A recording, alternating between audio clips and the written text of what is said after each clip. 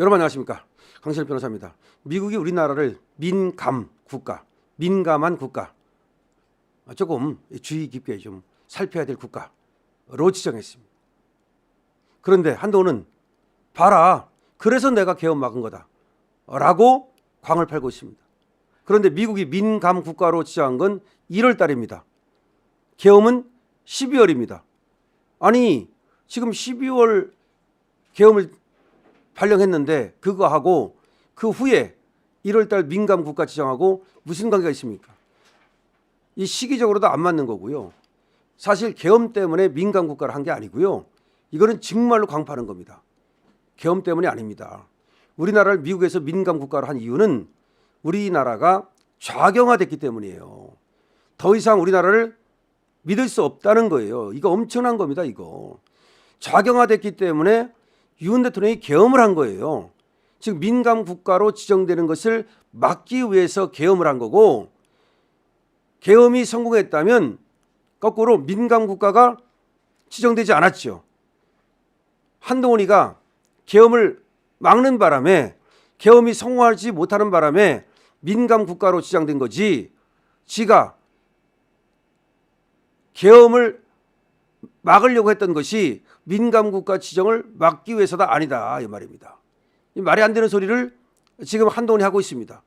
쉽게 말하면 민감 국가 지정은 우리나라가 좌경화됐기 때문인데, 그래서 오히려 윤석열 대통령이 계엄이 성공했다면 민감 국가로 지정되지 않았을 것인데 한동훈 때문에 민감 국가로 지정됐다 이렇게 봐야 되는 거지, 한동훈이가 지가 민감 국가 되는 걸 막기 위해서 계엄을 했다 이런 얘기는 논리적으로 전혀 성립되지 않는다 이런 얘기입니다.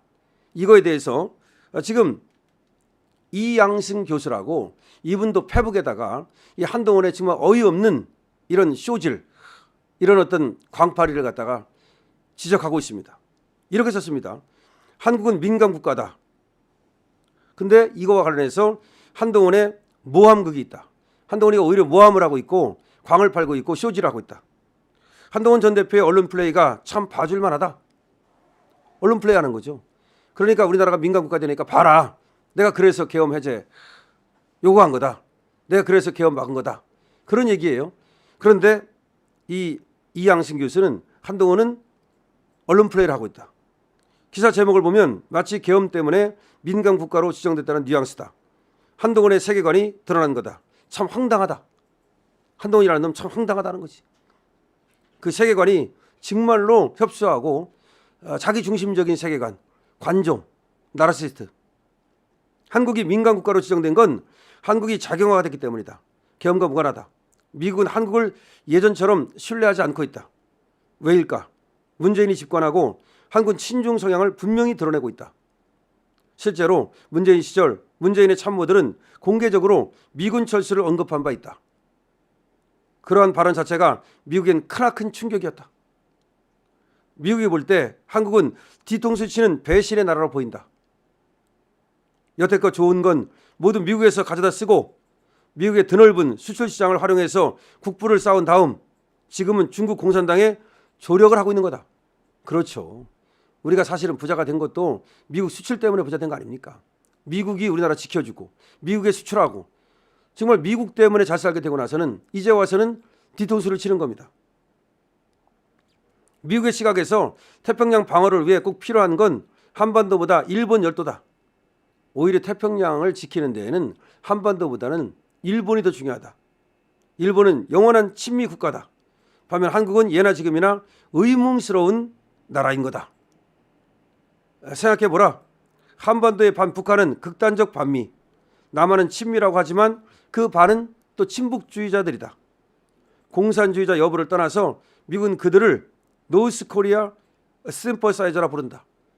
그러니까 북한에 대해서 상당히 공감하는 친북주의자라 부른다. 우리나라의 절반은 또 친북주의자다 이 말입니다. 한반도 보세요. 그 절반은 북한, 남한만 남았는데 그 절반은 또 북한에 공감하는 자들.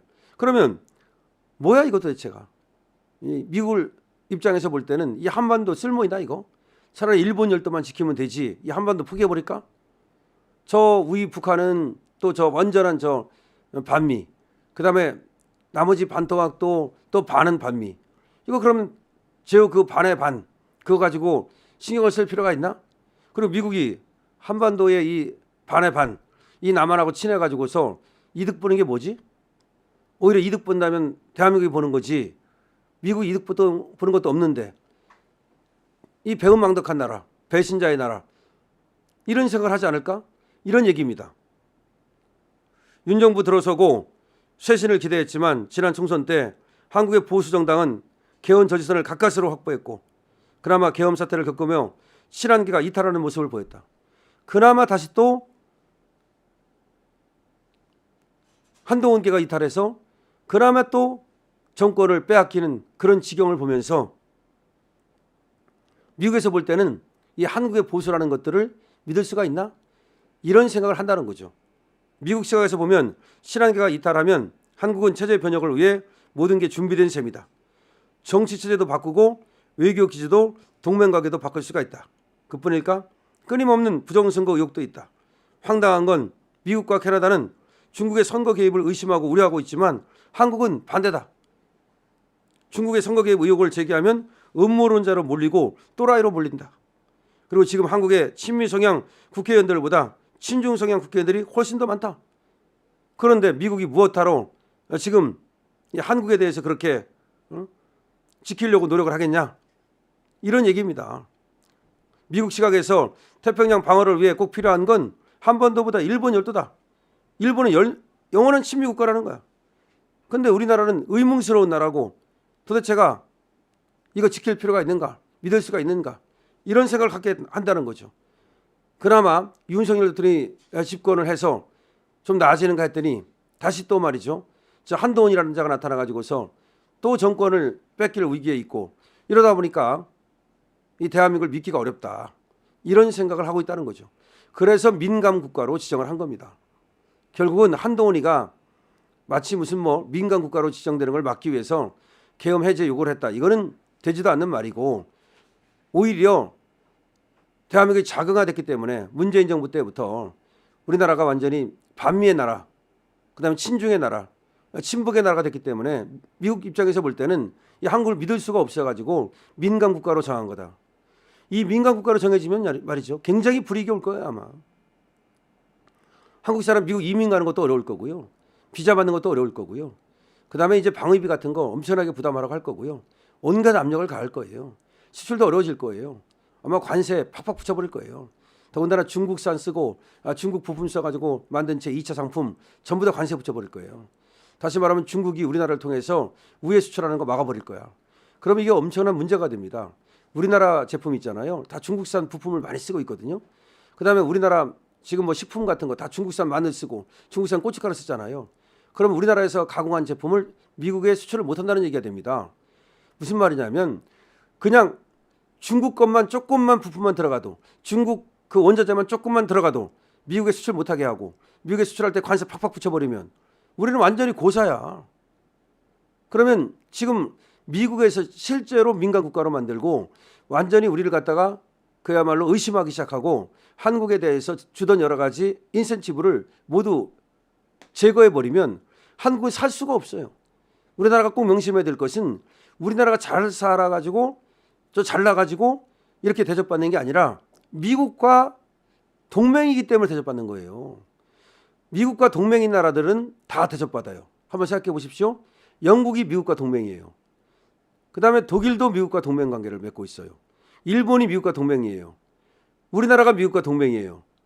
그러니까 미국과 동맹인 나라들은 전부 다 세계 지금 5, 6, 7, 8 이런 식으로 세계에서 잘 사는 나라가 됐어요. 근데 미국과 동맹 안 맺은 나라가 어떻게 됐습니까? 그래서 못 사는 거야. 그렇게 중요한 거예요. 그러니까 지금 세계적으로 잘 사는 나라들은 미국과 그다음에 미국과 가까운 그런 나라들.